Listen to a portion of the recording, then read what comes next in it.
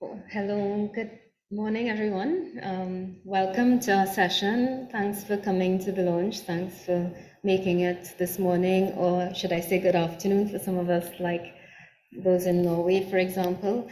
I am Michelle Scobie. I am a senior lecturer at the Institute of International Relations at the University of the West Indies.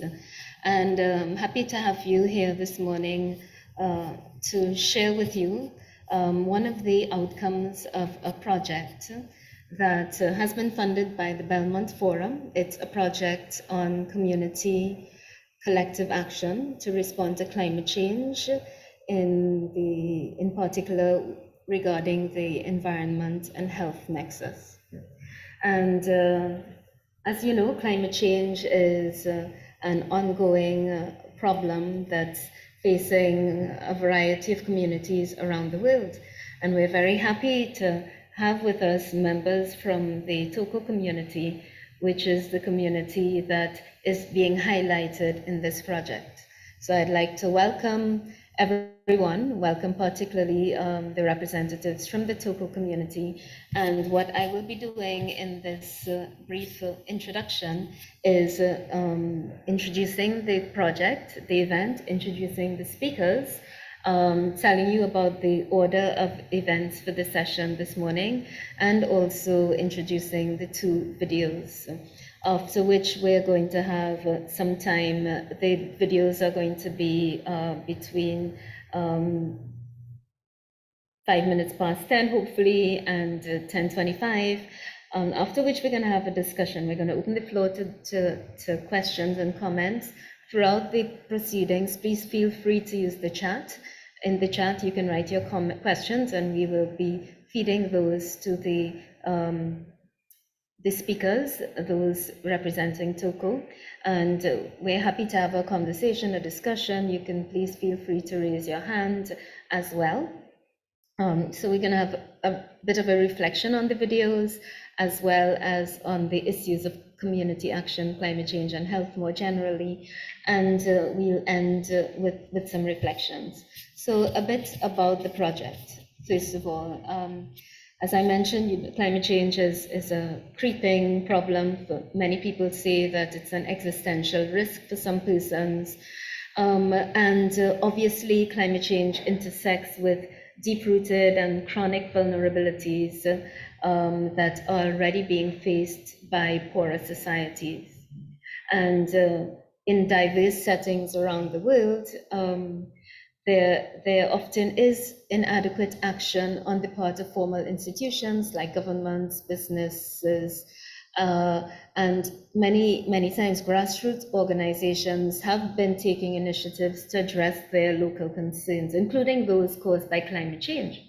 And this work in Toco is part of a larger project that sought to study how volunteer-based local groups self-organize to respond to climate change and its environmental impacts on health and livelihoods.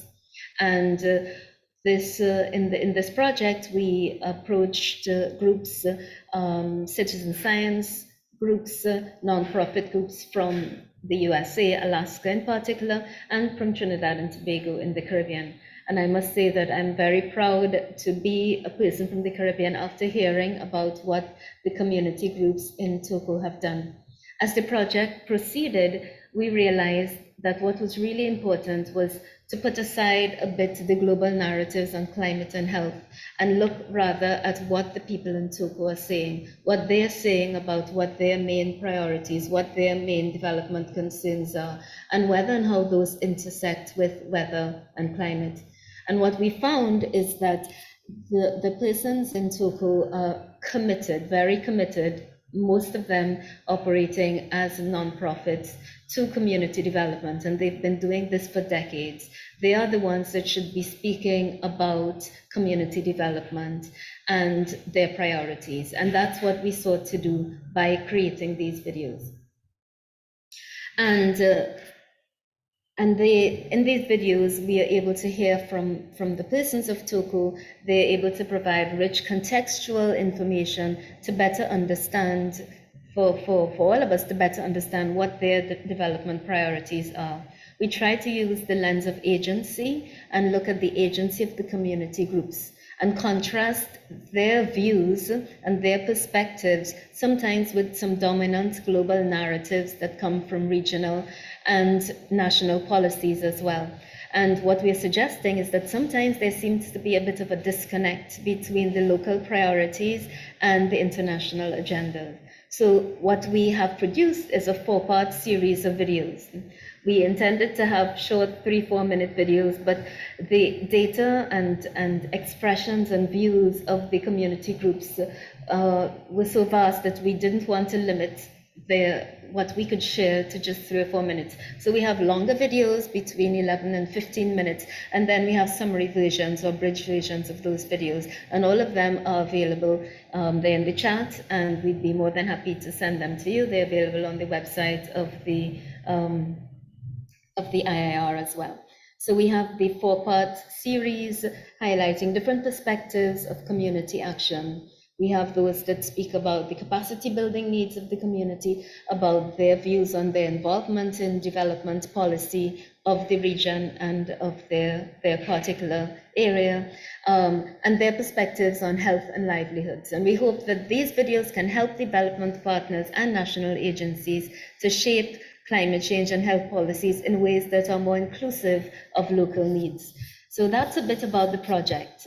And we are so happy to have with us today 3 of the persons from the Toco community: Mr. Andy Noel of the Toco Foundation, Ms. Suzette Kelly, Toco Police Youth Club, and Mr. Leroy Serapia from St. David's Empowerment Development Organization. And there are many others from the Toco community also on the call with us today. And we're so happy to have them. And as I said before, I was very impressed by the hard work that they've been doing, mostly on a non-profit basis for so many years, so many decades. We also have with us Dr. Uni Gopinathan from the Norwegian Institute of Public Health, one of our project partners, and he will also be giving some reflections on the videos later in this session. So again, welcome. Those of you who recently joined, welcome to this session on community action, climate change and health. We're having a launch of 4 videos of the views of the persons from the rural coastal community of Toco, some very powerful expressions from the community groups who are the best authoritative speakers on their views and their priorities. So without further ado, I'd like to now invite Ms. Alexander to share the videos. We're going to watch 2 of the videos. The first one is the Toco group's livelihoods and their development priorities, and the second video is the abridged version on the groups and their views on capacity building. Thank you.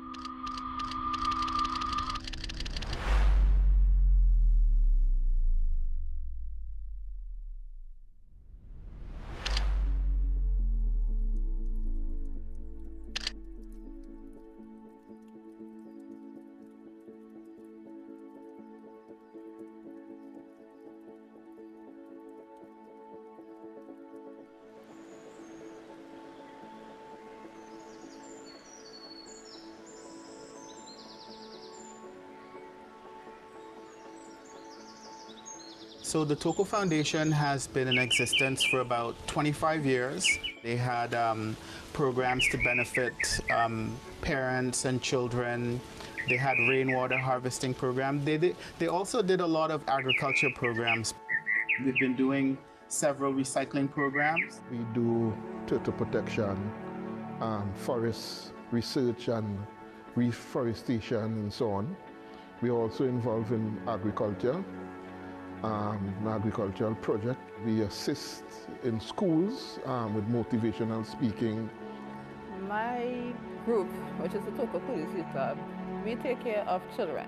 We help them in sports, we life skills. It's just to have them not be involved in crime.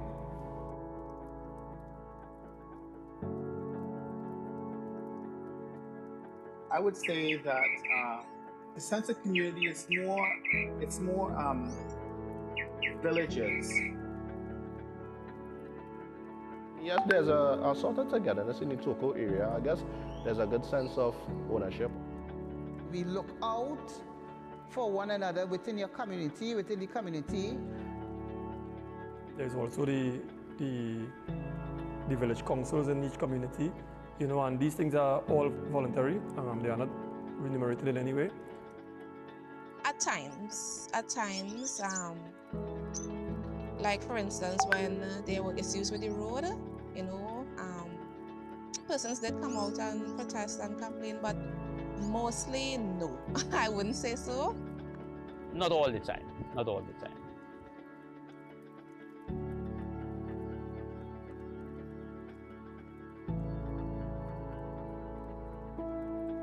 Turtle is a big thing in this area, so there are a number of groups that are involved in turtle protection as well.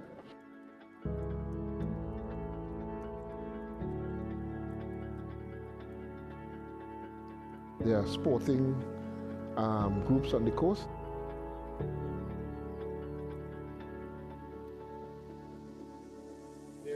There's also a farmers association, the Northeast Coast Farmers Association. Also been a few community groups that formed over the years. Many of them have died out because of lack of sustainability. There are a number of church groups that do what I will call some tremendous work in this part of the vineyard as well. Each major community has a village council, but those are kind of hard to keep going with lack of funding.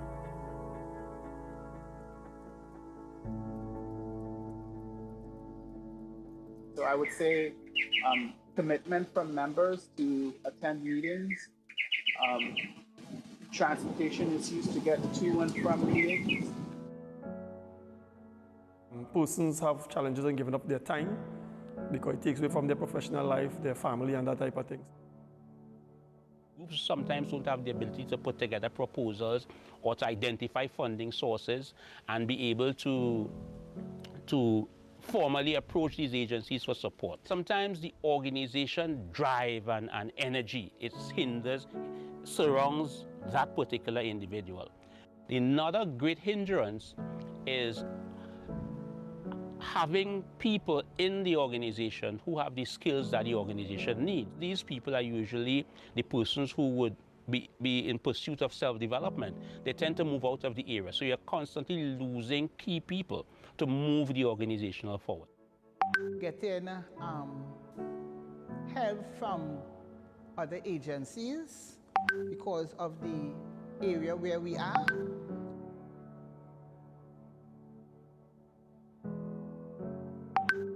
You'll find a lot of young people are unemployed. We don't have the institution up here to assist with education in the community here. Access to resources. It's more costly to operate out from within this community. And most of the things that we need to access is nowhere close. Even like to repair a net or to repair a boat, nothing much is going on that could facilitate some of the skills that people may have, the skill set, so they have to find themselves in other areas to get that job. Transportation is a great issue because the communities are far apart and transportation is not, that reliable. People have to travel out of the area to get gainful employment to either Sandy Grande or Rima or Port of Spain. I know some people travel to Port of Spain every day. It takes 3 hours one way to get to Port of Spain to get to work. Lots of people will try to be self-employed, have some kind of a stall at the side of the road selling fruits and vegetables. Some of the people, maybe teachers, nurses, police officers. The regional corporation, which maintains access roads, they are the main economic, the main employer. Outside of that, it will be farming, fishing, and a few public sector workers. You're really far from the market. So there's a hesitance for farmers to do what they really want to do. So you have a heavy brain drain. When you got people well trained, they leave the community because there's no space in the community really for them to get meaningful employment.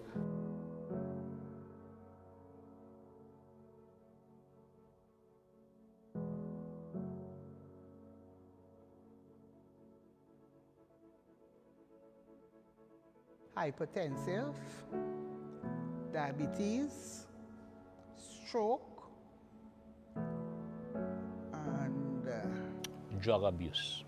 Drug abuse. Young people consume exceptionally large rates of marijuana, and that to me is having spin-offs in the mental behavior of the youth, the male youth especially. The consumption of alcohol at the rum shop continues to be a major problem in these rural areas. If I look at a third health challenge, it would be probably lifestyle in terms of diet. You would think that because we're living in Toco people eat a lot of healthy things. They may have good air, but probably Toco people eat more fried chicken than Tong people, you know. That's why diabetes is so rampant, because people don't see the link between eating properly and lifestyle diseases down the road. So while we will see the chronic disease clinic filled with old people, it's because of the lifestyle. My grandmother died at 101. My wife's grandmother died at 100. And what they both had in common, everything was boiled, they eating nothing fried.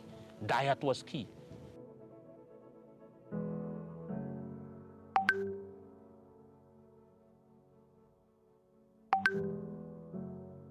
We have a river that may spill over a couple meters to the sides of its bank. It may block a road, mainly like in Matura, you might get some blocking of the road there. But we don't have flood like I've seen. I traveled to Mayaro some time ago there, and miles of water covering all over. We don't get that up here.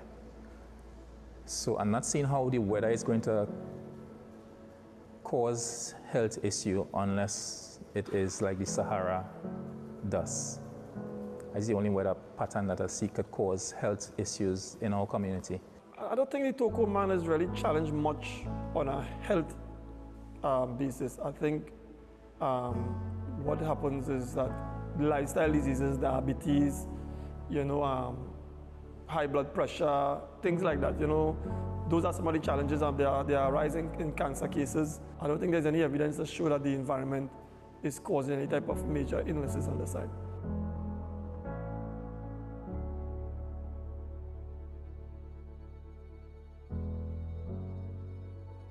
a hospital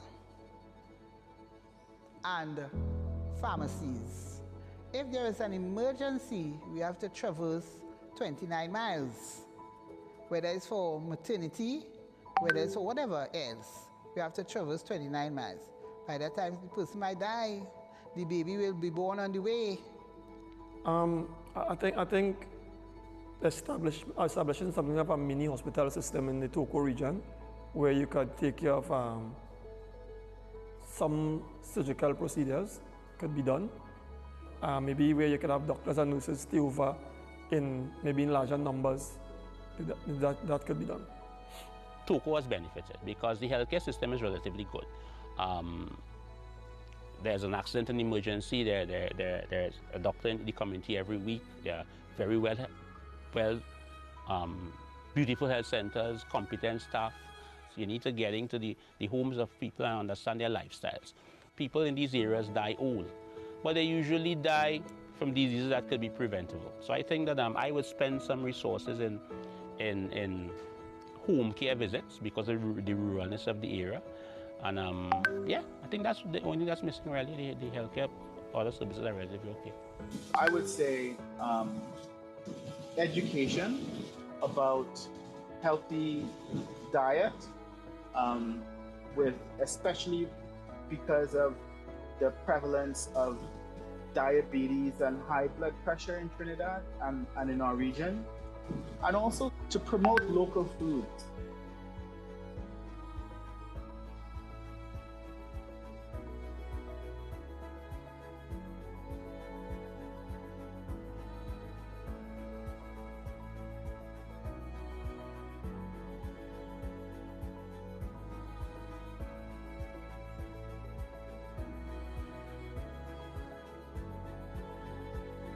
$10 million sounds like a lot, but when you have to spread it out in 3 main areas, it really becomes too little.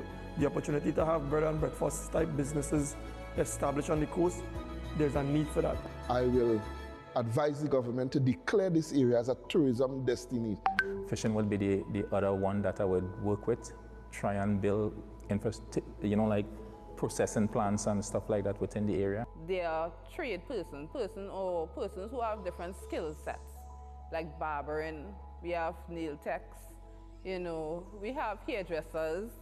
It's not just farming and fishing. So if we can have a center that could facilitate those kind of skill sets, would be nice. And a multi-purpose center. And one of the things I also will like, because we live on the coastline, we don't have a shelter, a tsunami shelter in case of a tsunami. Farmers need to have access roads so that they can go to their field and work on their crops and harvest produce and bring it out. To create some kind of major industry in the area would be a really good thing, like the mango processing plant or something. There's tons of mango in the area that goes to waste every year. And other vegetables, but like some agriculture processing plant, or where people from the region can work, and also people from the region can bring produce or fruits. I would use that $10 million to ensure that the young people who are the future of tomorrow where Toco is concerned has the skill sets that are required to make them a meaningful contributor to the national landscape, and to give them the skill set that they could reinvest that skill set back in the Toco area. Create training opportunities in the downstreaming side of the fishing business.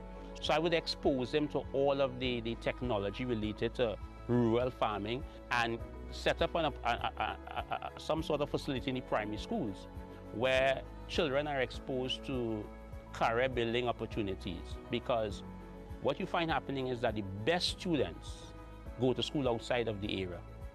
And as a consequence, the area is not developing academically because of that. I would have developed a sporting program, because there's so many opportunities, scholarships, and so many things that the Toco kids don't have access to, simply because there's no institution to really push them in that particular path.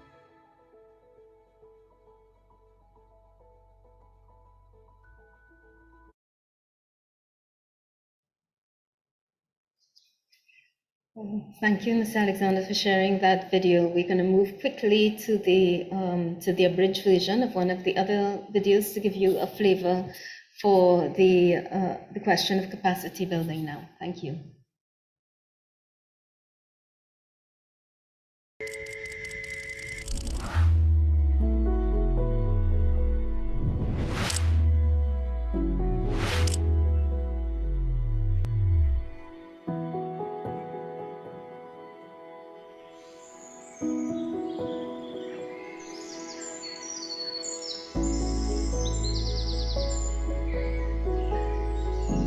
Toco Helping Hands was established around 15 years ago for the sole purpose at that time to build a small community library in the area. The group was formed in like 2019 with myself and a lady by the name of Miss Glenda Thomas.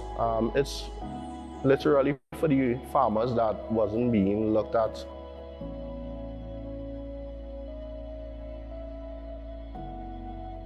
Off the back, no. Community groups don't treat with those things.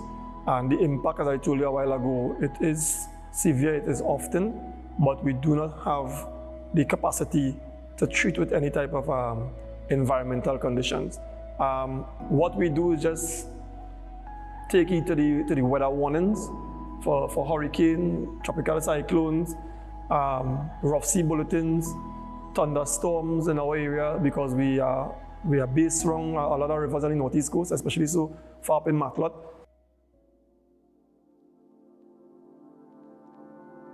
Community groups regularly? No. I would not say they do it regularly. From time to time, yes. We protest. We protest when the road is bad. But to say that we ourselves do anything for ourselves, no. No, we do depend on the government to assist. I will say underprepared. It is simply because in a community group are voluntary organizations. The work that needs to be done in this community needs to be paid work for those things to be done in the way that it should be done. I don't think we are nowhere close to being ready for the smallest disaster. It may sound cynical, but the best way to prepare for an environmental, climate-related disaster is being exposed to one previously. So that if you have experienced a hurricane, you understand what it means to experience a hurricane. Persons are not fully educated as they should be about that. I think that's a concern. Equip people with the skills to be able to do that. Provide opportunities for young persons for scholarships from this area to be able to get the requisite skills and to come back to the community to help the development of the community.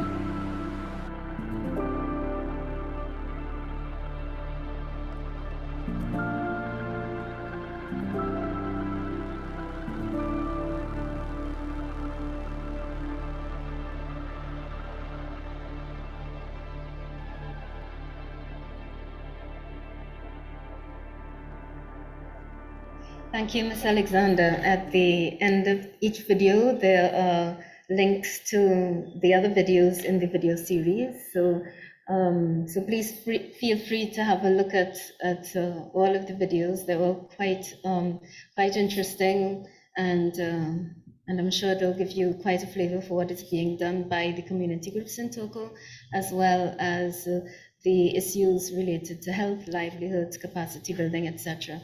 Well, I'd like to welcome those who've joined us since we began the session today. So this is a launch on 4 of the videos that were produced as a consequence of a project funded by the Belmont Forum on Community Action, Climate Change and Health. And we were looking particularly to hear the views of the people from Toco and their priorities on development.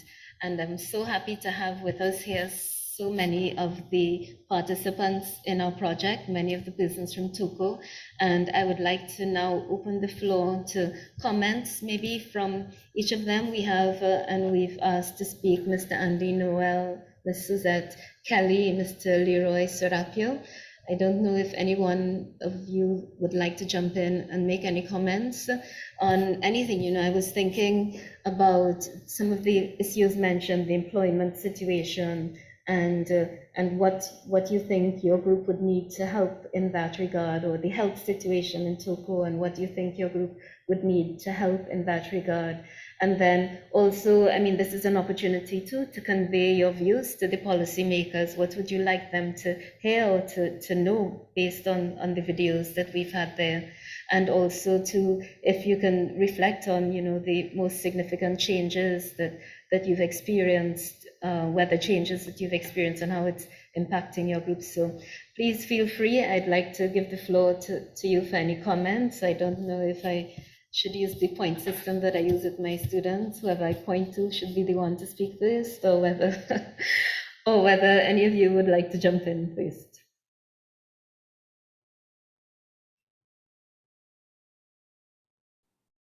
Okay, point system. Oh yeah, we have somebody who's So this speaking. is Andy Noel from Toco Foundation. I'd like to say thanks for coming up and meeting with us. And I think one of the things that happened, it helped allow us to clarify some of the issues in our community that related to climate change, because I think maybe we often didn't think about it. Well, I can speak for me personally, didn't think about it in the same context as I did after the questions were posed and had to think about it and answer. So I think that was really helpful to help us clarify our needs and challenges in the community. So and you know, one of the things about our region is that actually with that said, with related to climate change, as I said, I didn't recognize or think about it as being a major challenge that we have. But since doing the interviews, I started looking at it and thinking about it more and recognized that, yes, we do have some impacts for climate change. Like this year, for instance, we had an enormous amount of beach erosion happening in our community, and it was really hard for the turtles to come nest. And recently with the rains that have been falling out of season, it's been raining out of season. And so the roads were really, really bad. They still are. Some roads are impassable to get to, like Matlot and that kind of thing, with landslides affecting houses. And so it's raining much more than it rained before. And so it does affect us. And I'm not sure exactly what we can do to address those issues right now. But it's good to maybe just be able to identify them at this point, and can move forward from there. I'll let other members talk, and then maybe I can come back. Thank you, Mr. Noel. Thank you for those comments and thoughts. I don't know, Ms. Kelly, would you like to say anything about what your group is doing for the development of the community and what some of your challenges and proposed solutions might be? Hi, good morning. As said before, I am Suzette Kelly, leader of the Toco Police Club. Well, as Andy said, and I agree so much, climate change, when I was first interviewed, I didn't see that much change, you know, it wasn't affecting us as much before. Well, at least I didn't see it. But, you know, having given the opportunity to be part of this project, it really brought a light, you know, on the group and what climate change really is and how it does affect communities. And it really is affecting ours at a great deal. One of the things with regards to soil erosion, that we are seeing that more. Every time I pass by the beaches, I am seeing, I mean, somebody, I think it was Len Phillip, I think it was, he mentioned how we are losing a foot of land, you know, basically, and it is true. And I would see it from looking at videos and what I heard the other groups mention, things that they mention. I start looking a little more, you know, and I am seeing that we are losing a lot of land, and the sea is coming in more, you know. What I think that the government or anyone from the outside external bodies could assist,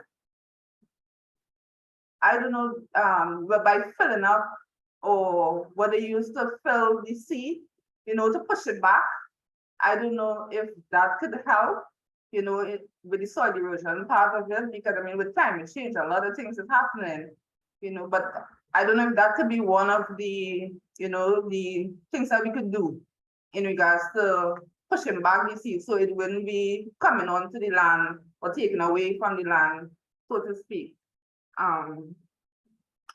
You spoke about employment, and that is a challenge for us on this side, especially when I deal with youth. So when they come out of school, they're like, it don't have, what they know is fishing and they know agriculture, and that is great, you know. But there are a lot of youth now not so much interested in agriculture, or they're not interested in farming. You know, they want to try something new, they want to experience something else, but the community doesn't have it. You know, it's not available. So what we have, these great minds, they leave, they go out. Most of them, you know, you want to keep them here to build the community. You don't have the infrastructure for that. You don't have any training centers, you know, to train them into the other skills that they want. And that is something that we need in this community. We need that training, we need to educate them, you know, and that will create jobs because they now could be self-employed. We don't have to lose them. They can now become self-employed.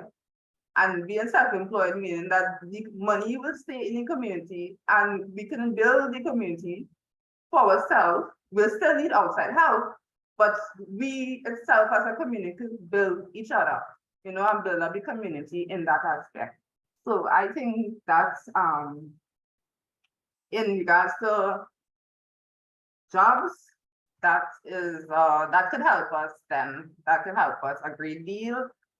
And from the video, I really want to thank you all for this opportunity. It has been, you know, a great opportunity for you all to come in, speak with us.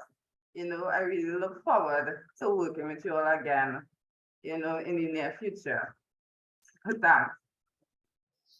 Thank you. We're the ones that are so grateful to you all. I mean, our colleagues, when we did those interviews and we realized just how committed you guys are to the people in the communities and how hard you work, you know, we were the ones that were left edified, and definitely, hopefully, we could continue this collaboration moving forward. Mr. Serapio, I see you on screen, and I wondered whether you could probably weigh in as well and maybe speak as well about what you think the members of your group and maybe groups, other groups need to be able to participate more in government projects and government policy in helping the policymakers to help you. Pleasure is mine. Good morning to everyone.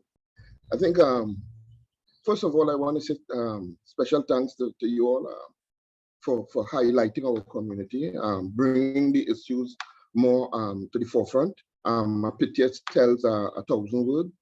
So when you showcase the picture and so on, it will speak volume. The more we think about climate change, the more we watch at the challenges in our community.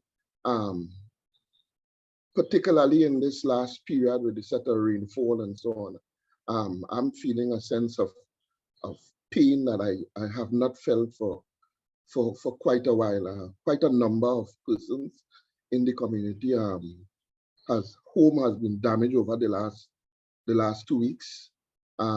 Everyone in this community is more or less tight knit. You know almost everybody in the community, and when something happens to them, it affects you in a personal way. It's not easy for one to spend 40 years of their life to build a home, and in 2 weeks lost half of that home. That's something that I didn't thought that would have happened much in this area, but it is happening at this time.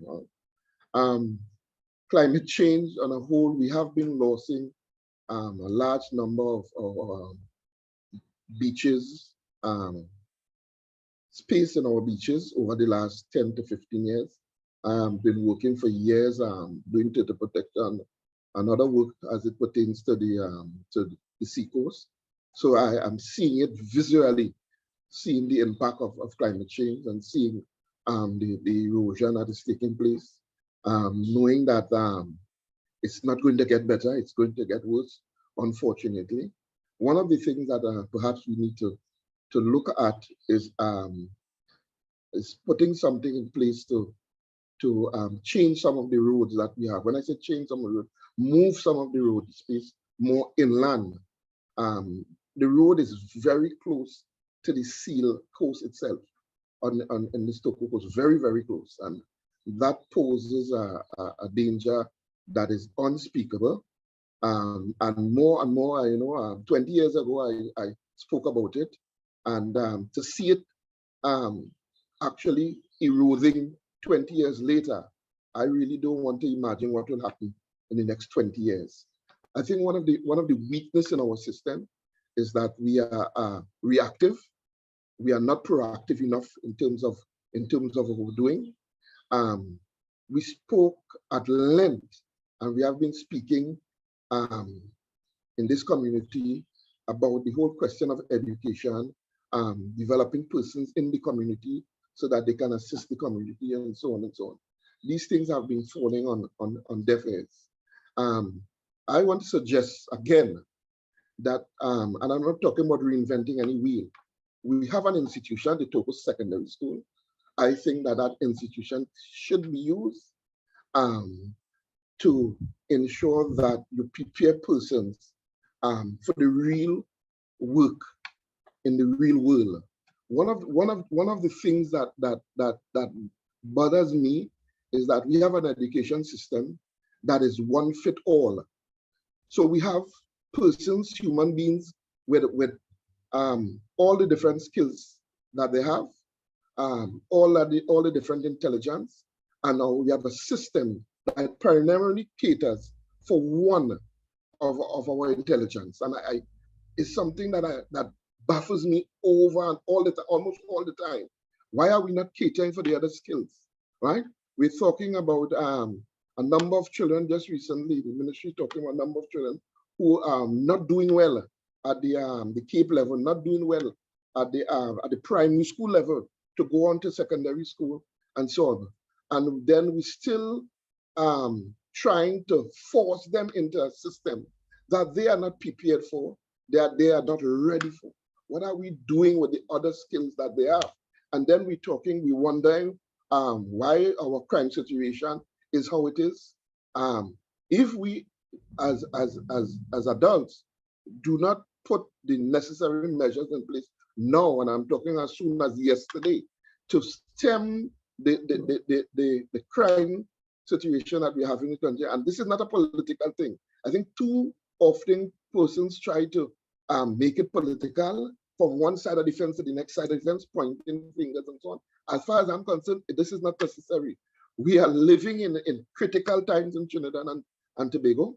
We are living in a time where we need to stop the talking, where we need action, where we need affirmative action to take place, and particularly with our young people, with particular emphasis on our males.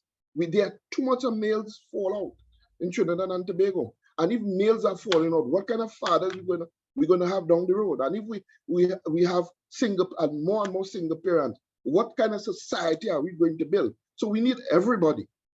We need to have all hands on deck, and we need to be a little more proactive.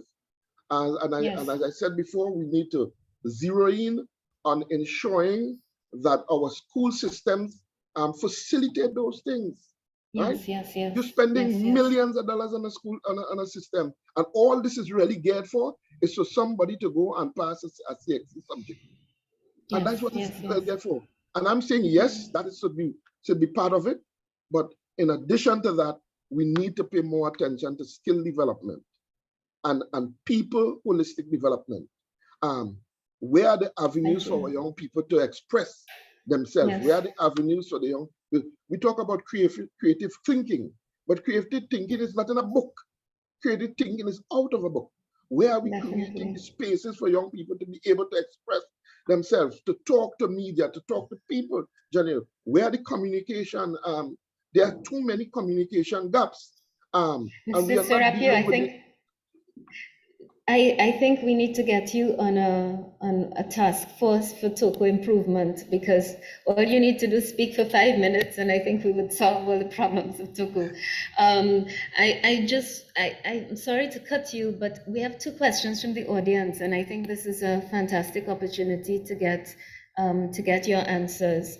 Sure. And also Mr. Noel has his hand raised. So I'd like to just read these 2 questions and then maybe give you an opportunity, you, Mr. Noel, and yourself and Ms. Kelly, an opportunity to respond to those, if you don't mind. Yes? Sure. Yes. So let me read the two questions. One is from Renee Fraction, and her question is whether the challenges in weather patterns affect your livelihoods in terms of crop yields and fishing, and the income that comes from that, because many people in the community depend on agriculture as the main source of income. So that's a question on whether climate change, you're already seeing effects, or whether you're seeing effects of changing weather and climate on livelihoods. And the second question comes from Dr. Gonzalez, and his question is, right now there are works and plans to improve the road access and to develop a port. How important are these for Toco's development, and what are the likely impacts of things like ports and access roads on the environment? So I know Mr. Noel has his hand raised. I don't know, Mr. Noel, whether you want to respond to these or make your comment and then respond to these, and then I'd like to give Ms. Kelly and Mr. Serapio an opportunity to respond as well.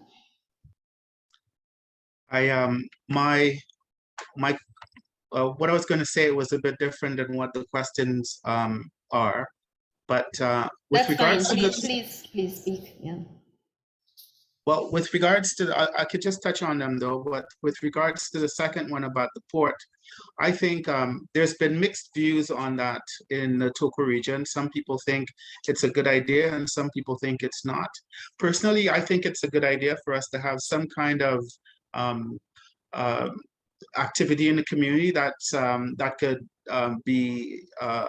can be provide employment for residents. And I think with that there would be more security and better roads, and I think there are many benefits to having that in the community. With respects to the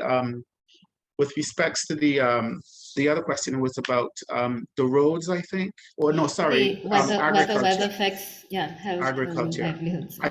I think what with the changing weather patterns, you're not sure when it's going to be rainy or sunny anymore. Before we used to have a good idea of when the dry season and the rainy season, but now dry season or rainy season is kind of all over the place, and there are many farmers who don't have water on their agricultural land, and so they traditionally relied on certain seasons to plant crops. And with the changes with weather patterns, it's becoming more difficult to be able to plan. What I was going to the comment, or what I wanted to say to members, to anyone who's listening, is just a little bit about how we at the Toco Foundation and see how we can address some of the issues in terms of one of the things that I recognized from doing the videos and from the interviews is that weather patterns affect us, and what we do also affect other people. And so what I'm thinking is that what we can do here to help educate especially young people about the environment and how they should care for the environment and the benefits of doing that and the importance of that. And so we've been working in the schools for many years with environmental programs, recycling, and we want to do a Dr. River program with the schools in the region. And so if there's anyone who is interested in help us work with the youth in the region, because we think the youths are our future, please reach out to us. There's Leroy works with youth also, and so does Kelly work with youth, and and Toco Foundation will do some environmental stuff as well. So if there's anyone who is interested in working with us with the youth, please reach out to us and let us know. Thank you, Mr. Noel. Definitely, one of the main reasons that we want to do these videos is to give you guys a voice, so that hopefully people listening to these would be minded to support and help. Yeah. There's another question from Rondell. What are the plans put in place to protect the Toco coral reef, which is the only fringing reef of Trinidad and Tobago, he says. We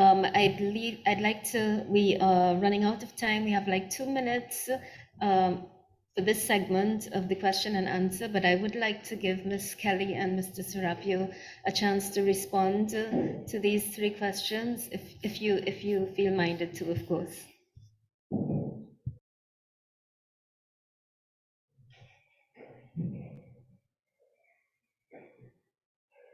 wants to go first? Ms. Kelly, Mr. Serapia? Yes, hi. Well, in regards to the agriculture, as Andy said, it has affected us because I myself do planting. I do my agriculture as well as home. At home, I have my kitchen garden. I have my kids involved in the kitchen garden. And because of the weather, it rains a lot. We don't really know when there's sun and there's rain. So even if we plant the water, the type of plant we plant, it make a waterlogged, so to speak, and there's no sunlight. If we do get sunlight, we're not sure if the rain is going to fall. So we are uncertain as to when to plant, how to plant. And I think that will affect also the other major scales persons who do in agriculture in the area, right? In regards to the ports, I have two minds in regards to the ports. The ports would create opportunities for the youth and persons in the community, and I applaud that. I think that it would be a great idea if we do get the port. But in building the port, I am wondering, as someone just talked about the coral reef, how it would affect the reef, how it would affect the fishing industry itself. How would that affect, I think a lot of proper planning needs to be done, proper consultation needs to be done with the community as well. I know sometimes they did come in, but it was one-sided. To me, they need to have persons really from the community on that committee, that planning committee, because we will be the ones really affected by it, in any way, whether we good or bad. But it is, if once proper planning is done and everything, I see it a great opportunity for the community. Okay, so thank you that's very much. employment and proper roads and things like Yes. that. Because how, as Serapio said, the idea is to have roads more inland. If we build roads more inland, and I think with the ports, that was one of the things that they were doing, building the highway more inland. So Right. using that idea and the idea that they have in regards to the ports, it kind of, come together as we have in the roads inland. Definitely. So, but the need to really sit with the people in the community, have somebody from the community on that committee, Yes. Yes. dealing with the infrastructure Definitely. and that kind of thing, to see how Yes. best we all can be comfortable. I mean, you can't satisfy everybody, but at least the majority of persons from the community would have some sort of benefit. Yes.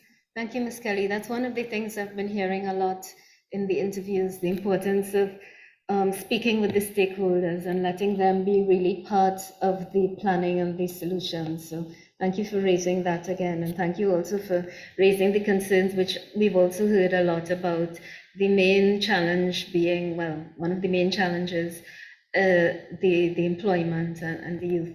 Thank you. Mr. Serapio, we have like 1 minute, but I really would like to hear your views. Let me try Yes. to be as very brief as possible because I'm not a brief person. The question of the port, the community has always said that they wanted a port. We want the port to facilitate goods and goods and services from Toco to Tobago and vice versa. There's too much a mystery when having this conversation of a port. And when I say mystery, is it just to facilitate that, or is it oil bunkering and others and so on and so on?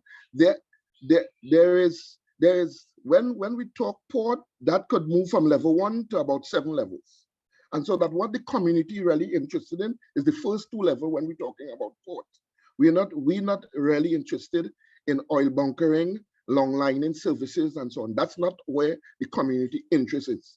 And too often it is crude that Toco community don't really want the port and the port will help them and so on and so on.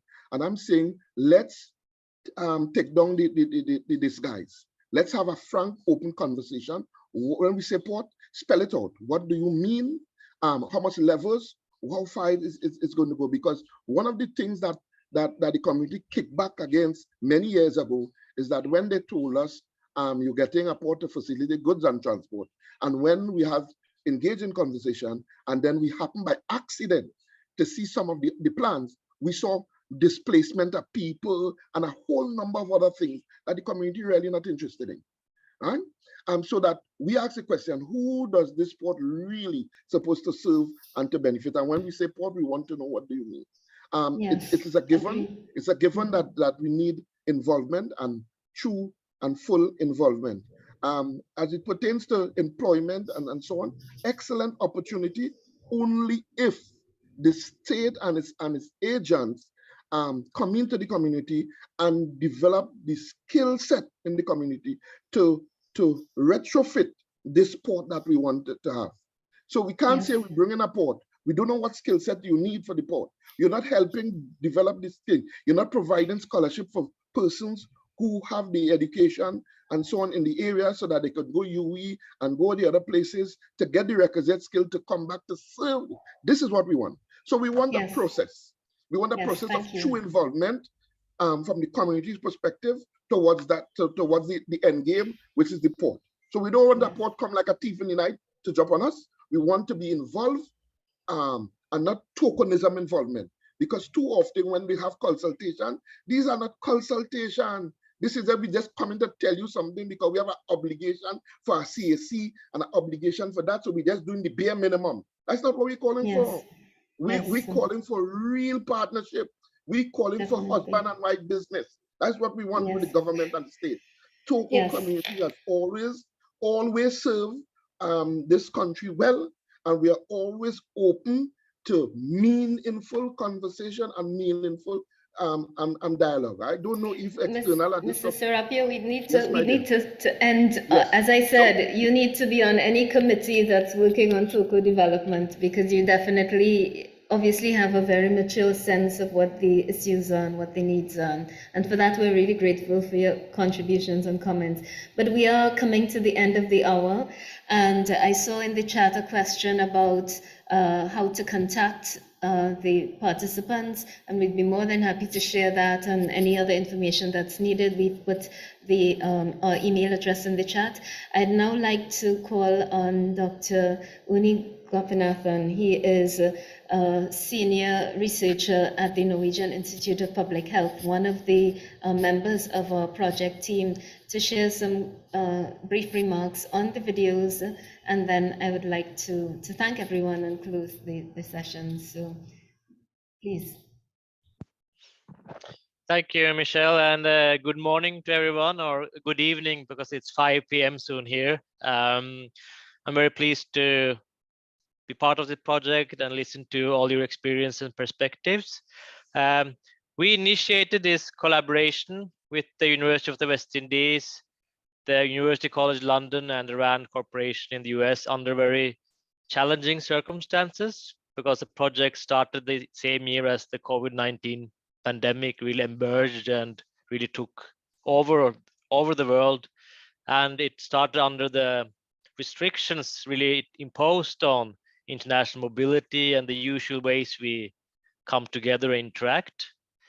And as a partner who we didn't have any experience working with research in the community in Trinidad and Tobago, it put us in an uncomfortable situation that we had to accept that we will be collaborating on research in a community without actually being there, talking to people, learning from and about them and the history, culture, food, the day-to-day life.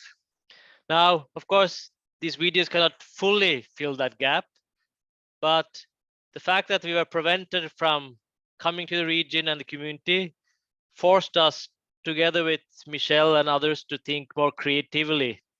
In what ways could we as well as the people we want to reach out to our research with, learn more about Toco and the Toco community's perspectives and experience with weather and climate change and your local priorities, not just from us and the research outputs we produce, but directly from you and the organizations and the diverse voices that you represent. And this is what I see that these videos are achieving. They're expressing local experience and perspectives without loss of context or being imposed any interpretation or narrative that are shaped by us as researchers. I think this point often can go missing in research projects, that we focus very heavily on collecting the data, analyzing and interpreting it and publishing this in grand journals, and then risk lose sight or even neglect the local voices that informed our empirical observations and the sources of knowledge these represent. So for me, this is what these videos are. They are knowledge shared to us directly from the source. I'd like to thank you for your valuable contribution and your passionate commitment to responding to the wider social and environmental issues that connect all of us in the interconnected world. And I hope that this won't be the only event we have where we can jointly share and discuss these perspectives. I can hear from many of you that we could have spent much more time than 1 hour. Finally, I do hope one day that I can pay you all a visit. But for now, I'll thank you and in gratitude for your contributions. Thank you. Thank you, Uni. It's been a pleasure really working with the team and everyone being so interested in focusing on the people of Toco and highlighting the concerns of the groups of Toco. So I know that we're coming to the end of the hour. Thank you for your patience. I'd just like to end by thanking our funders, once again, the Belmont Forum, for allowing us to have this grant for community action, climate change and environment and health. The project team also included Dr. Sonja Meyer. She is a senior advisor at the Norwegian Institute of Public Health, Professor Elon Kellman. Without him, this project would not have been possible. He's a professor of disasters and health at the University College London.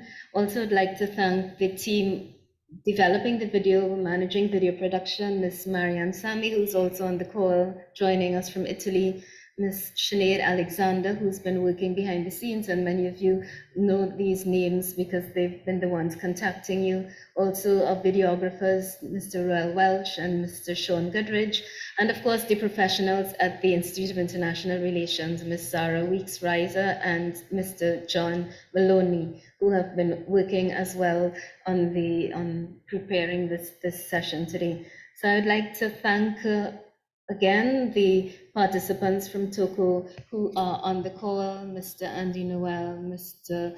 Leroy Serapio, Ms. Suzette Kelly, and many others who I see your names here who've joined us on the call as well. I'd like to thank all those participants, and I hope this is just the beginning of the conversation and that this sparks many of the interests that we already have in supporting communities like Toco. And we look forward to continuing our engagement with you in developing solutions to issues related to climate, health, the environment, and livelihoods in rural communities like the Toco community. So thank you, everyone, and look forward to being in touch soon. Take care. Thank you. Thank you. Bye. Thank you.